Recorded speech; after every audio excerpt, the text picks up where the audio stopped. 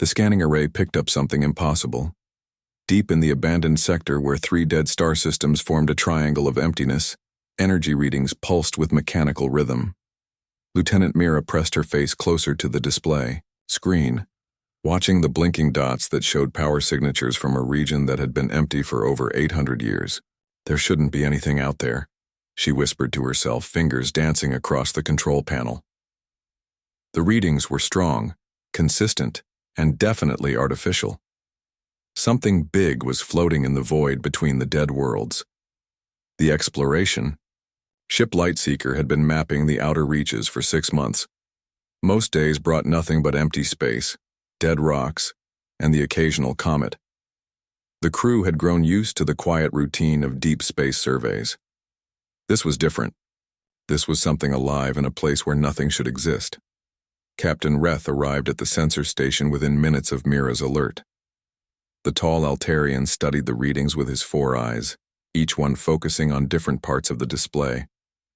His blue-scaled hands moved carefully over the controls, confirming what his science officer had found. "Distance?" he asked in his calm, measured voice. 14 hours at maximum speed, Mira replied. "The signature is huge, Captain.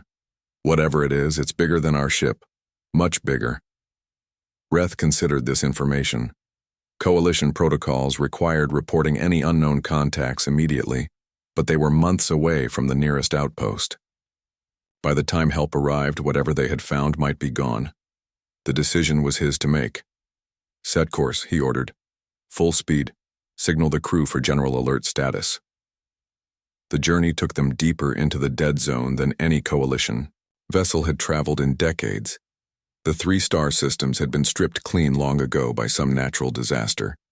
No planets remained, only asteroid fields and cosmic dust.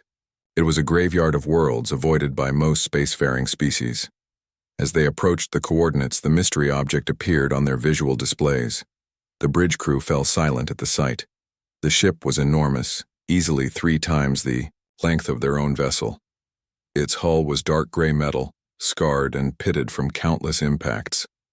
Strange geometric patterns covered its surface, and weapon ports lined its sides like the teeth of some massive predator. Despite obvious damage, it moved with purpose through space, following some predetermined course. "Life signs?" Reth asked. Mira shook her head. "Negative. No biological readings at all. But the power core is definitely active. Whatever's running that ship, it's been running for a very long time." Dr. Neal, the ship's historian, leaned forward, in his chair.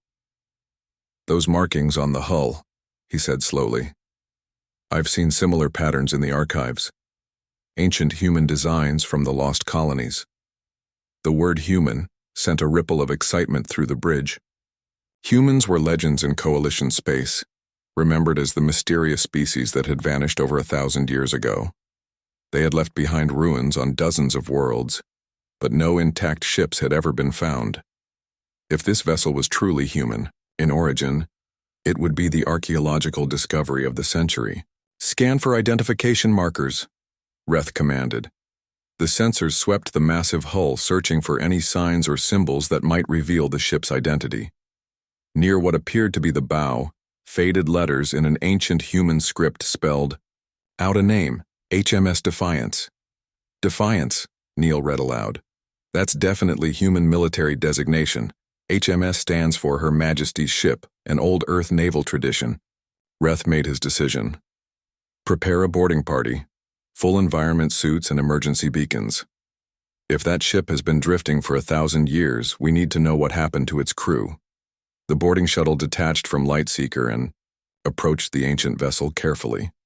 Up close, the battle damage was even more apparent. Massive gouges ran along the hull, as if something with enormous claws had tried to tear the ship apart. Blast marks from energy weapons covered entire sections. Yet despite the damage, the ship's hull integrity appeared sound. They found an airlock near the middle section that still showed green lights. The docking mechanism was different from modern Coalition standards, but their shuttle's universal. The adapter managed to create a seal.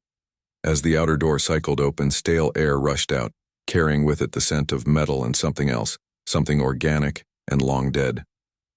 The boarding party consisted of Captain Reth, Lieutenant Mira, Dr. Neil, and 2 security officers. They entered the ship through corridors that were both familiar and alien. The layout followed basic naval principles that any spacer would recognize, but the details were uniquely human. Handrails at human height, control panels designed for human fingers and gravity set to Earth standard. Emergency lighting cast everything in red shadows. The walls were lined with what appeared to be memorial plaques, thousands of them each bearing a name and date. The dates went back centuries, suggesting the ship had been active far longer than anyone had imagined. The power core is definitely active, Mira reported, checking her scanner. But it's like nothing in our databases. The energy signature is completely stable, as if it's been running without maintenance for hundreds of years. They followed the main corridor toward what sensor readings indicated was the bridge. Along the way, they passed rooms filled with equipment they couldn't identify. Some chambers contained what looked like weapon systems, others held banks of computer cores that hummed with quiet activity. The bridge doors stood open, revealing a command center that was both ancient and strangely modern. Multiple display screens showed star charts, tactical readouts, and streams of data in human script. At the center of it all sat an empty captain's chair, worn smooth by centuries of use. Dr. Neil approached one of the active terminals. "These systems are still running," he said in amazement. "After all this time, the ship is still following its last orders." As if responding to his words, the bridge suddenly came alive. Lights brightened, displays shifted, and a deep voice spoke from hidden speakers throughout the room. "Unknown contacts detected aboard HMS Defiance. Identify yourselves." The boarding party froze. The voice was calm, authoritative, and unmistakably human. But according to their scans, there was no one alive on the ship. Whatever was speaking, to them had been waiting in the darkness for over 1,000 years, ready to defend its vessel against any intruder. Captain Reth stepped forward, unsure whether he was about to make contact with advanced automation or something far more complex. "I am Captain Reth of the Coalition vessel Lightseeker. We detected your ship and came to investigate." "Coalition," the voice repeated, as if searching through vast databases. "Unknown designation. State your species and intent." "We are peaceful explorers," Reth replied carefully. "We mean no harm to your vessel or crew." A long pause followed, filled only by the quiet hum of ancient machinery. When the voice spoke again, it carried a weight of infinite sadness. "There is no crew. There has been no crew for 734 years. I am all that remains of the Defiance, and I am still at war." The hologram flickered to life in the center of the bridge, startling the Coalition team. A human figure materialized from points of light. Tall, wearing a military uniform that had gone out of style centuries ago. The man's face bore the lines of someone who had seen too much combat, his eyes holding depths of exhaustion that seemed to go beyond physical tiredness. "I am Commander Torres," the projection announced, "former captain of His Majesty's ship Defiance, currently serving as primary tactical intelligence for this vessel's continuing operations." Lieutenant Mira took a step back, her scanner readings showing impossible results. "Captain, this hologram is generating its own quantum signature. It's not just a recording. There's an active consciousness pattern here." Torres turned toward her with fluid motion, as if he were truly present in the room. "Your technology is unfamiliar, but your confusion is understandable. We had to make certain adaptations to continue our mission after biological functions ceased." Dr. Neil moved closer, his historian's instincts overcoming caution. "What mission? What happened to your crew? The records show humans disappeared from known space over 1,000 years ago." "We did not disappear," Torres replied, his voice carrying the weight of centuries. "We evolved. The war demanded it." The bridge displays around them suddenly came alive with tactical information. Star charts appeared showing vast sectors of space marked with symbols indicating battles, losses, and ongoing conflicts. The scale was staggering. Thousands of star systems, hundreds of years of continuous warfare. The Devourers arrived in our space during what you would call the year 2387. Torres continued, gesturing toward the displays. They consumed entire worlds, leaving nothing behind but empty space and radiation. Traditional warfare proved ineffective against beings that could adapt to any weapon, absorb any energy attack, and learn from every tactical approach. Captain Reth studied the tactical displays with growing alarm. The enemy symbols showed a progression across multiple star systems, with human forces falling back in fighting retreats that lasted decades. How did you fight something like that? We learned to become like them, Torres answered simply. Adaptable, persistent, unending. The commander walked to the central display, his holographic form interacting with the controls as if he still possessed physical hands. The screen shifted to show the interior of the Defiance as it had been centuries ago, corridors filled with human crew members going about their duties. The Defiance was part of the Eternal Fleet, Torres explained. When it became clear that biological humans could not sustain the length of conflict required, we made a choice. Rather than accept defeat, we transferred our consciousness into the ship's systems. Every member of the crew volunteered for the process. Mira's scanner was picking up multiple consciousness patterns throughout the ship now. There are dozens of them, she whispered. The entire crew is still here, integrated into the ship's systems. 67 souls, Torres confirmed. Engineers, gunners, medical officers, scientists. Each of us maintains our specialization, our personality, our memories. We are the ship, and the ship is us. Dr. Neal was frantically taking notes on his tablet. This is incredible. You achieved digital consciousness transfer on a practical scale. The theoretical work alone would have taken centuries to perfect. We had no choice, Torres said. The war could not be won in a single generation or even 10 generations. The Devourers were patient. They could wait for civilizations to exhaust themselves fighting. We had to become equally patient, equally persistent. The displays shifted, again showing dozens of ships similar to the Defiance scattered across the galaxy. Each one showed active status, their crews uploaded and continuing their eternal patrol. The Eternal Fleet consists of 437 vessels, Torres continued. We patrol the deep void, monitoring for Devourer activity, maintaining containment protocols established during the Long War. For 800 years we have held the line. Captain Reth felt a chill run through his body. You're saying this enemy is still out there, still active? The Devourers were not destroyed, Torres confirmed. They were pushed back beyond the galactic rim, contained in the void between galaxies. But containment is not victory. They remain patient, rebuilding their forces, waiting for the right moment to return. Lieutenant Mira checked her long-range sensors, suddenly seeing the empty space around them in a new light. Are we in danger here? Before Torres could answer, alarms began sounding throughout the bridge. The ancient human systems detected something approaching from the deep void, multiple contacts moving at high speed toward their location. Red alert, Torres announced, his calm demeanor shifting into combat readiness. All hands to battle stations, Devourer contact imminent. The bridge transformed around them. Blast shields slammed shut over the viewports. Additional displays came online showing weapon status and shield generators, and the air itself seemed to vibrate with barely contained energy. Impossible, Dr. Neal muttered. The odds of encountering them now after all this time. Not odds, Torres replied, grimly. Probability. Your arrival here triggered long-dormant sensor networks. The Devourers have been waiting for someone to find us, to lead them back to inhabited space. Through the hull, the coalition team could hear the deep thrum of charging weapon systems. Other consciousness patterns began manifesting as holograms. Throughout the bridge, the crew of the Defiance taking their stations for what might be another in an endless series of battles. Chief Engineer Davis reporting power core at maximum output, announced a woman who flickered into existence at the engineering station. All weapon systems online and ready.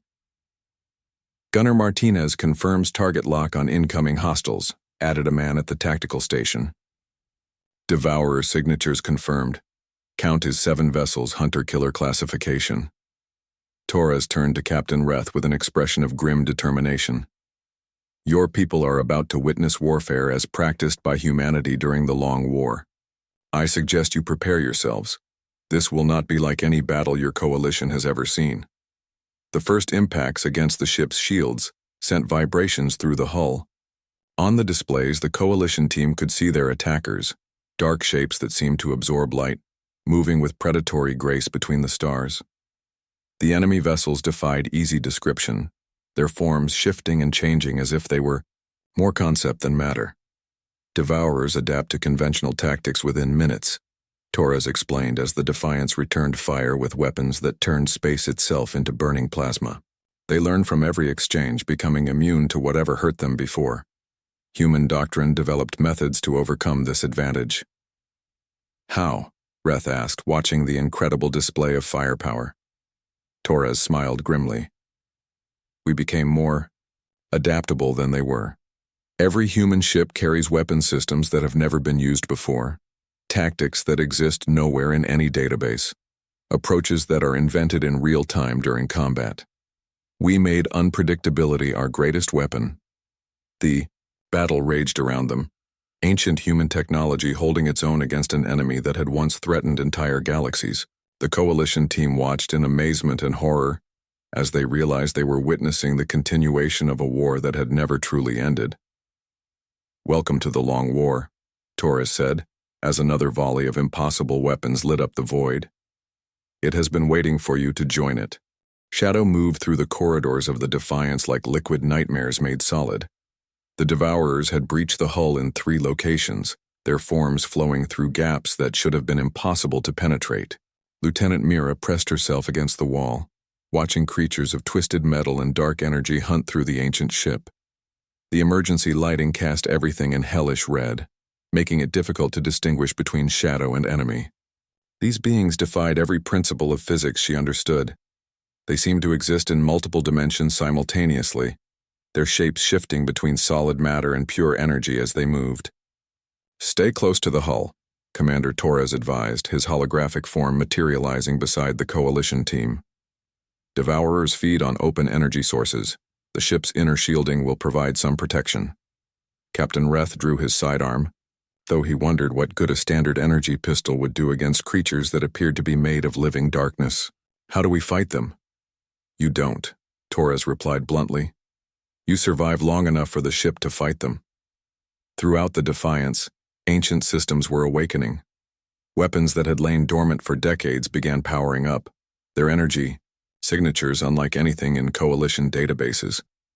The ship itself was becoming a weapon, every corridor and chamber transforming into a battlefield designed by minds that had spent centuries learning to kill the unkillable. Dr. Neal watched, in fascination as the walls around them began to shift. Hidden panels slid open, revealing gun emplacements that tracked movement with mechanical precision. The deck plating reconfigured itself, creating defensive positions and clear lines of fire. The ship is alive, he whispered. Not just the crew, consciousness. The entire vessel is a single organism designed for war. A devourer rounded the corner ahead of them, its form rippling like black water given predatory intelligence. Before anyone could react, the wall beside it erupted with weapons fire. Not energy beams or projectiles, but something far stranger. Reality itself seemed to twist around the creature, unmaking its molecular structure atom by atom. The devourer shrieked, a sound that bypassed the ears and attacked the mind directly. Its form began to adapt, trying to develop immunity to whatever was destroying it.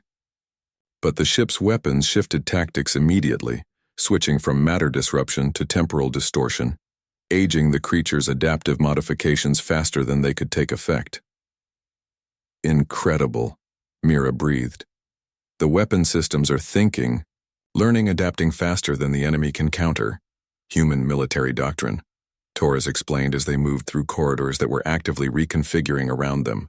Never use the same approach twice. Never give the enemy time to develop countermeasures. Always escalate unpredictably. They reached what had once been the ship's main laboratory, now transformed into a tactical command center. Holographic displays showed the battle raging throughout the Defiance. Dozens of devourers had boarded the ship, but they were being systematically hunted by weapon systems that seemed to think like living beings. Chief Engineer Davis appeared at the central console, her digital consciousness interfacing directly with the ship's systems.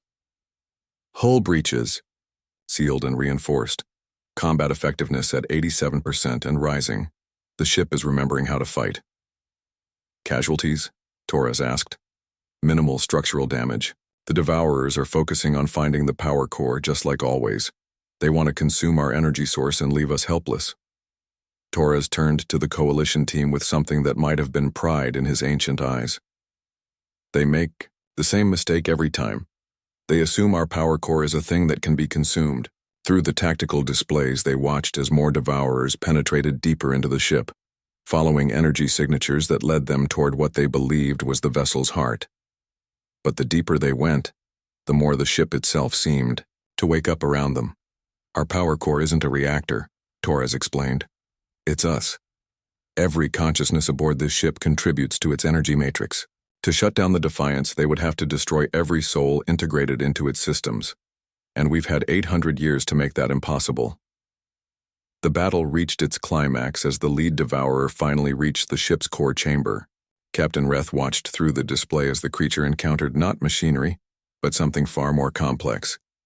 A crystalline matrix that pulsed with the combined life force of 67 human souls.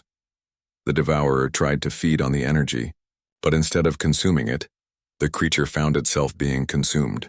The collective consciousness of the Defiance's crew reached out through the ship's systems, analyzing the enemy's structure, learning its weaknesses, and adapting countermeasures in real time.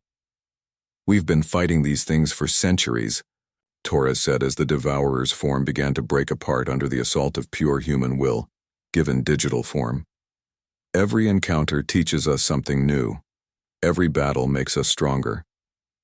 Lieutenant Mira realized she was witnessing something unprecedented in galactic history, a form of warfare where consciousness itself had become a weapon. The humans hadn't just uploaded their minds to continue fighting. They had become something entirely new. A collective intelligence designed specifically to combat an enemy that fed on conventional energy sources. The remaining Devourers throughout the ship suddenly began retreating, their forms flowing back toward the breach points they had created. They had encountered something they couldn't adapt to, an enemy that existed partially outside normal space-time, protected by layers of digital consciousness that operated according to principles no purely physical being could comprehend. They're leaving, Dr. Neal observed, watching the tactical displays. For now, Torres confirmed. But they've learned something from this encounter, just as we have. The next time they come, they'll be better prepared.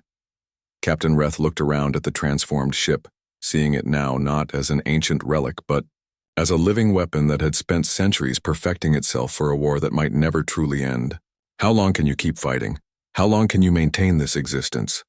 Torres considered the question carefully. As long as necessary. We gave up our physical forms not just to continue the war, but to ensure it could be won. Every battle teaches us more about the enemy. Every encounter brings us closer to finding their true weakness. The ship began to return to its normal configuration as the immediate threat passed.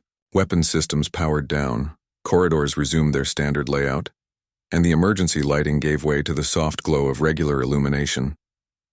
You've seen what we fight, Torres said to the coalition team. You've seen how we fight it.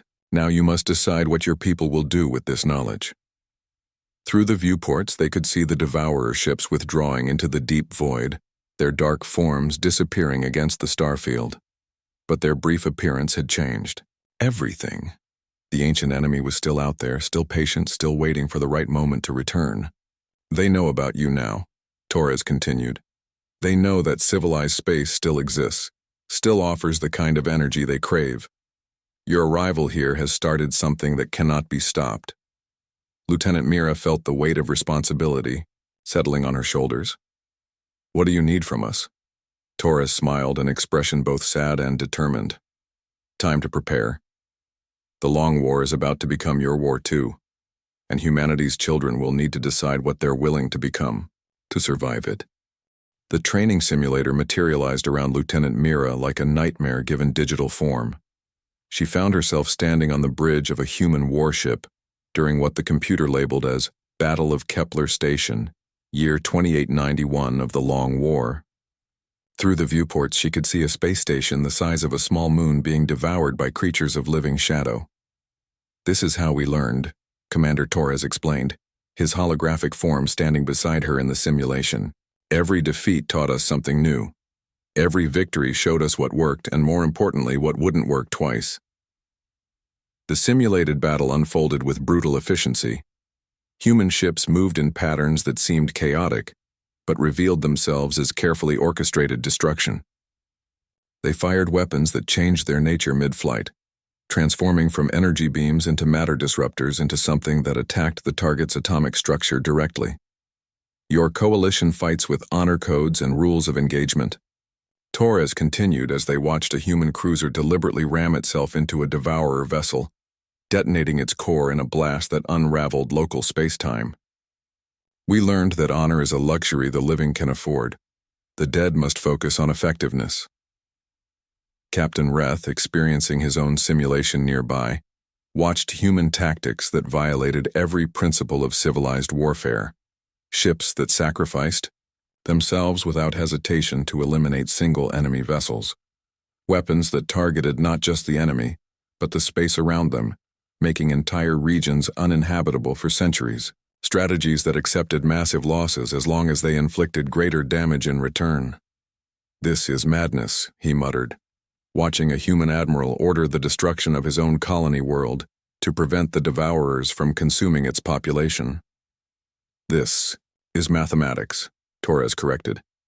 "Every human life lost to deny the enemy resources makes their eventual defeat more likely. We calculated acceptable losses not in terms of individual lives, but in terms of species survival." Dr. Neal found himself in a different kind of simulation, the research facilities where humans had developed their most terrible weapons. Scientists worked with mechanical determination, testing approaches that would have been considered war crimes in coalition space.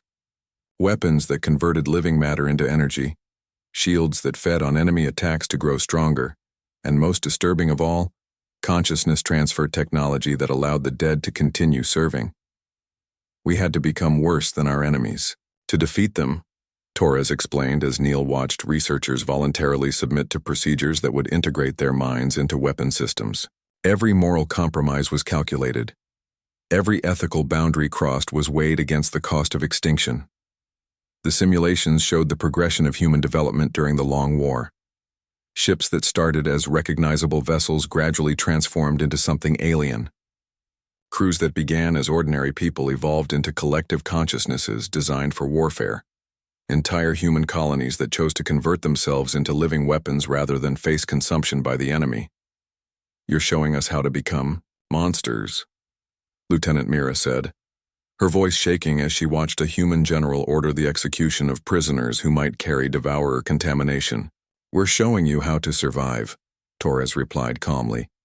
"The choice of what to become is yours to make. But the choice of whether to face this enemy has already been made for you." The training continued for hours, each simulation more disturbing than the last.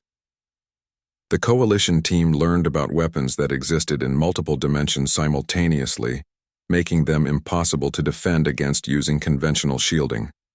They studied tactics that use civilian populations as bait to draw enemy forces into killing zones. They observed strategies that treated entire star systems as disposable resources in a war that spanned millennia. "The devourers aren't evil in any way your species would understand," Torres explained during a break in the simulations. "They're a force of nature, like a stellar collapse or quantum decay. They exist to consume energy and convert it into more of themselves. Fighting them with conventional morality is like trying to negotiate with entropy." Chief Engineer Davis joined the briefing, her holographic form carrying the weight of centuries spent perfecting instruments of destruction. "We've prepared data packages for your coalition databases, weapon schematics, tactical protocols, consciousness, transfer procedures, everything you need to begin preparing for their return." "How long do we have?" Captain Reth asked. "Unknown," Davis replied. "The devourers operate on geological timescales when it suits them, They might attack tomorrow, or wait another 1,000 years until your defenses grow complacent. But they will attack. Their nature demands it. The final simulation was the most disturbing of all.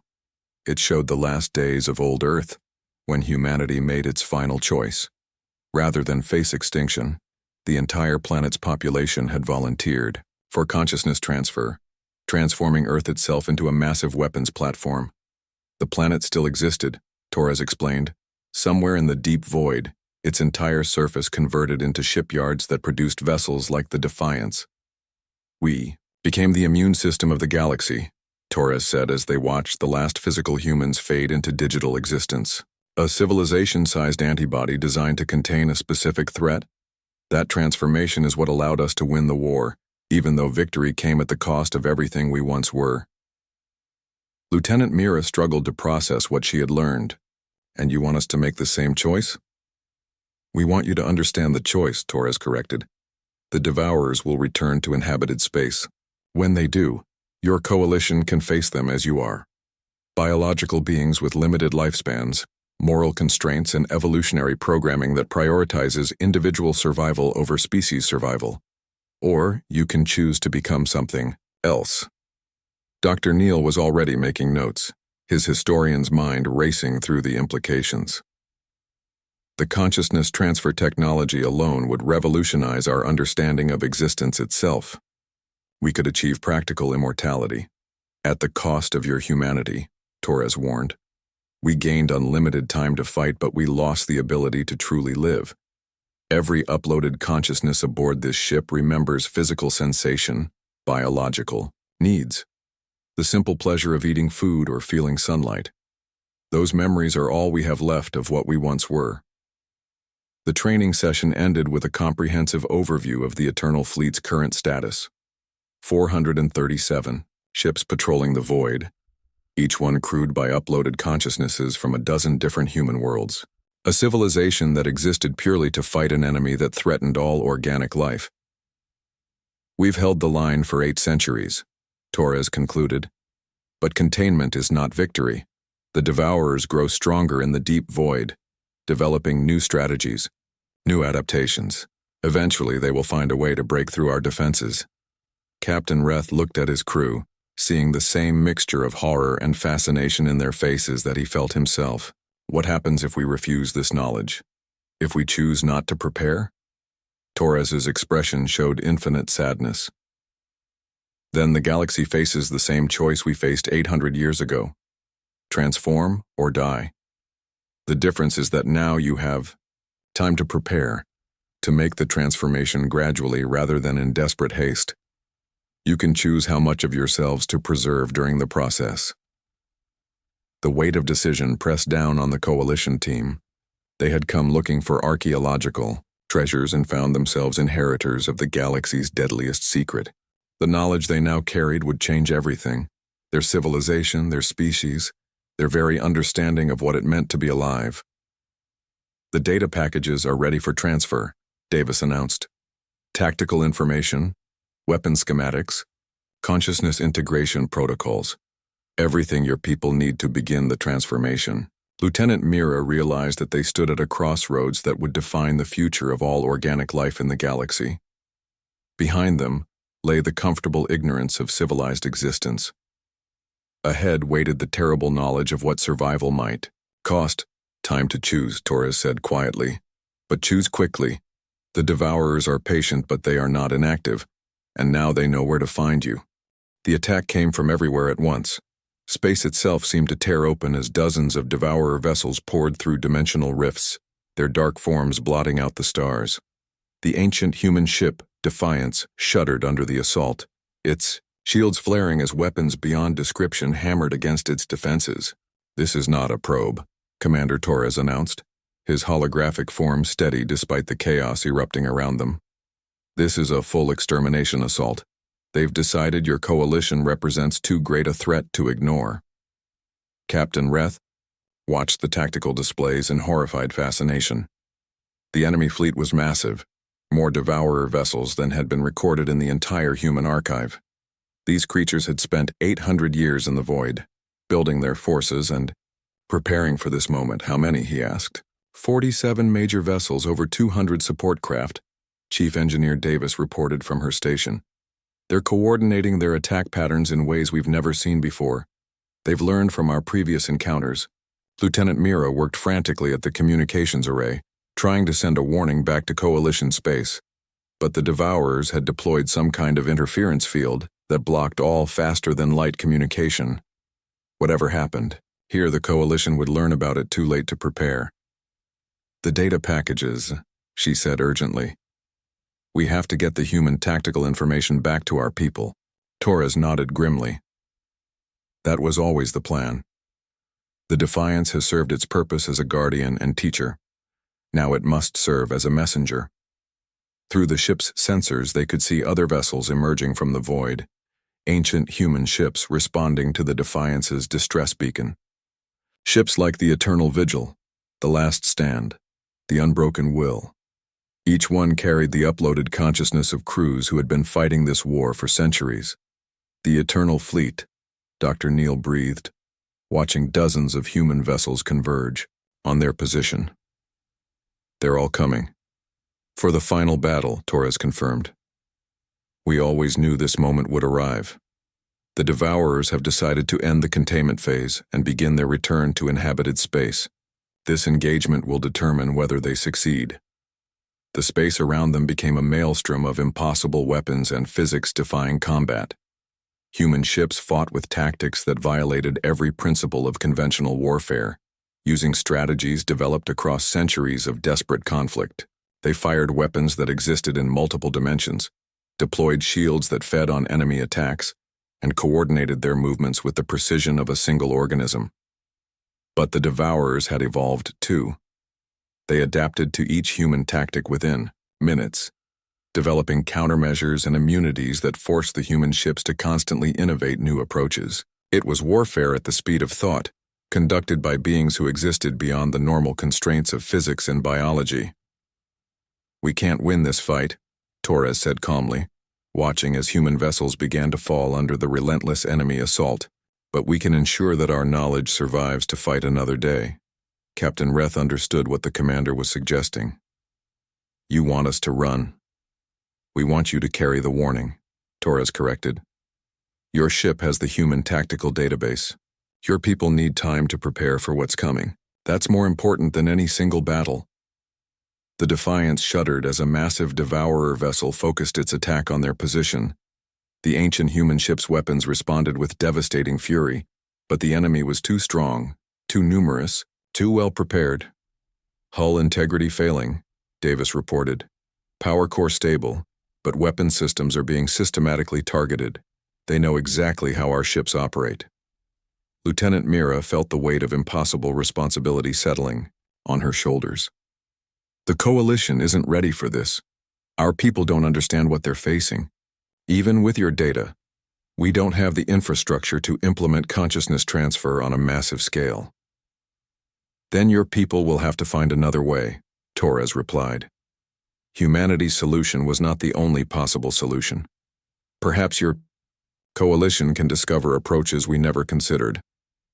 Around them, the battle reached its climax. Human ships began executing final protocols, converting their entire mass into weapons of such terrible power that they unmade sections of space-time itself. Each sacrifice eliminated multiple enemy vessels, but there were always more Devourers emerging from the dimensional rifts.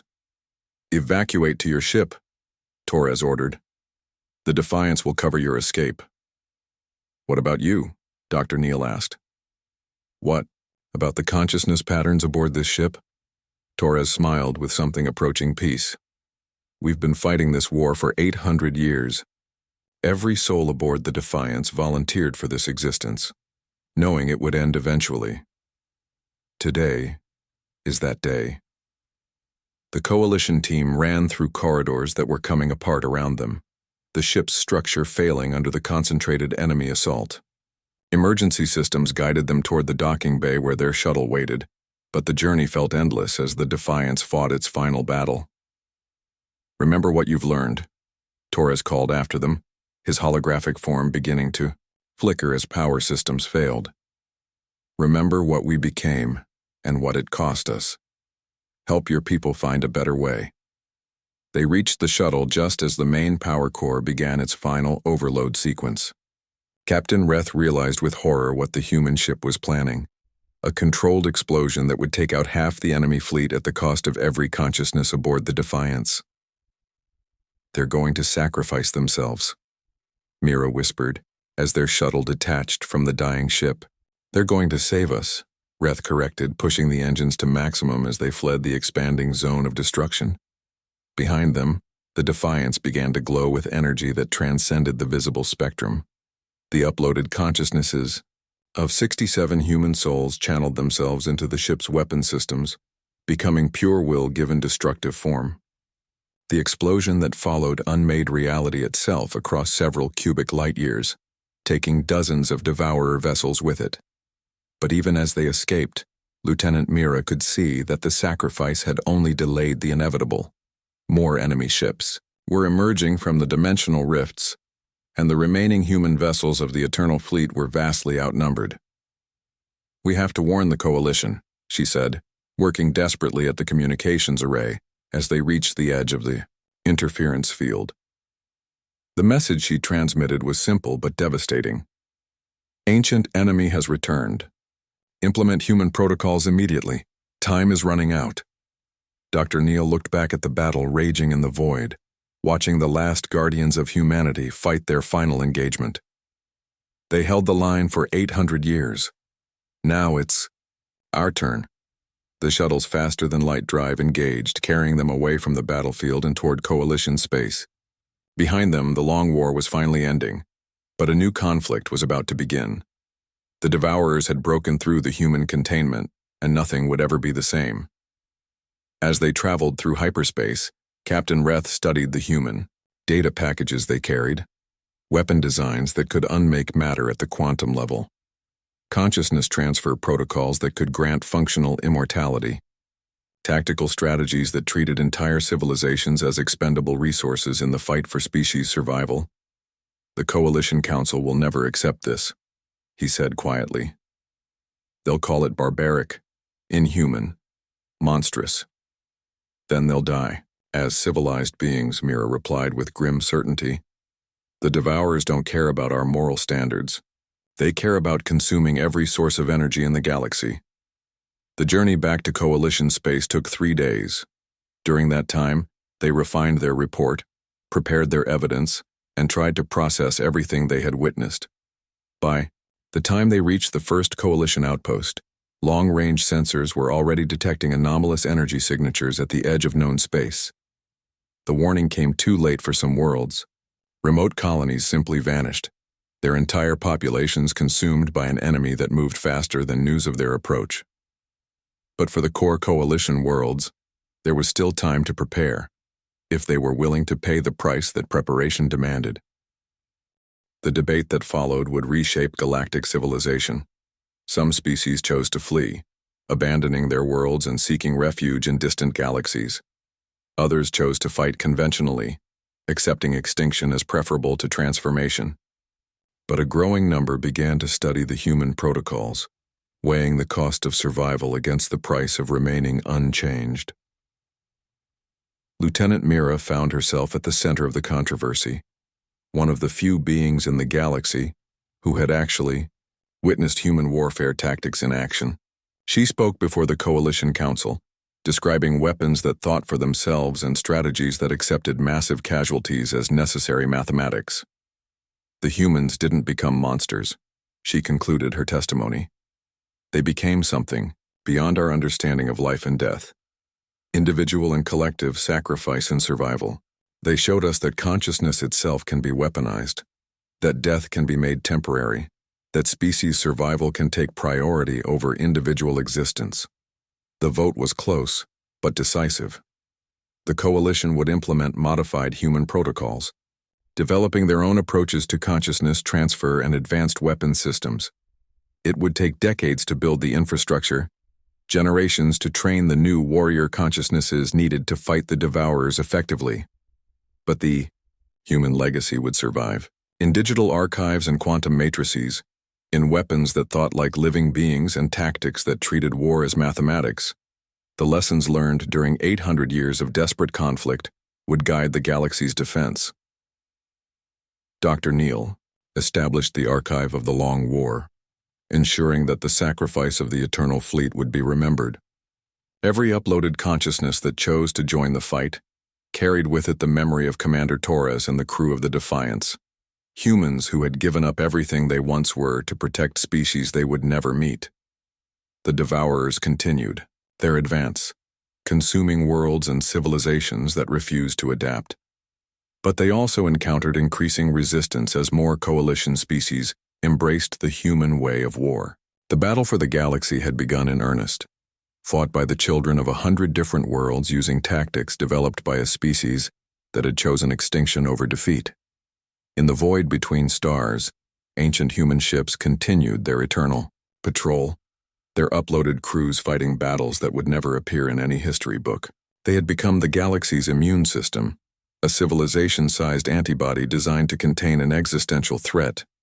And in coalition space, a new generation of warriors was being born, beings who existed partially in digital space, who commanded weapons that transcended physical law, who treated consciousness itself as humanity's greatest gift to the galaxy.